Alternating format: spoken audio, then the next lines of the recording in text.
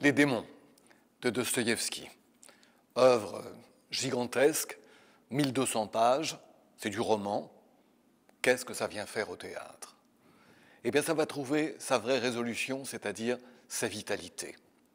L'équipe de Sylvain Creusevaux va s'emparer de ce roman tumultueux écrit parce que Dostoïevski, qui voulait la Grande Russie, qui aimait la Grande Russie, voyait un danger énorme dans les théories socialistes et dans l'arrivée du nihilisme.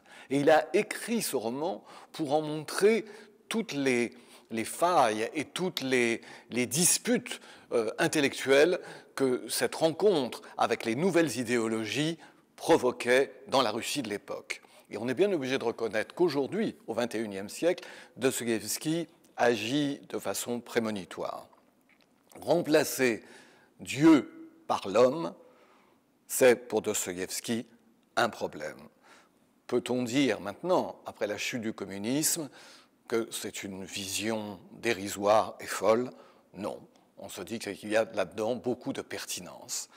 L'équipe de Creusevaux s'empare de cette problématique à U et à dia, avec le plaisir d'abord de faire un théâtre insolent, joyeux, qui entraîne tout le monde dans ces questions extrêmement essentielles. Alors maintenant, toute l'interrogation autour de ce que devient le destin des grandes nations, le destin des grands pays. On peut dire que Sylvain Creusevaux et son équipe se sont déjà penchés sur cette affaire. Ils ont fait des spectacles très importants sur la Révolution française et sur Karl Marx, qui auront considérablement marqué ces dernières années au théâtre. Donc pas étonnant qu'ils réussissent leur affaire avec les démons de Dostoïevski. Il a réuni là une troupe d'acteurs absolument de premier ordre. Et le spectacle dure 4 heures. Ne soyez pas effrayés, le temps n'a rien à voir à l'affaire.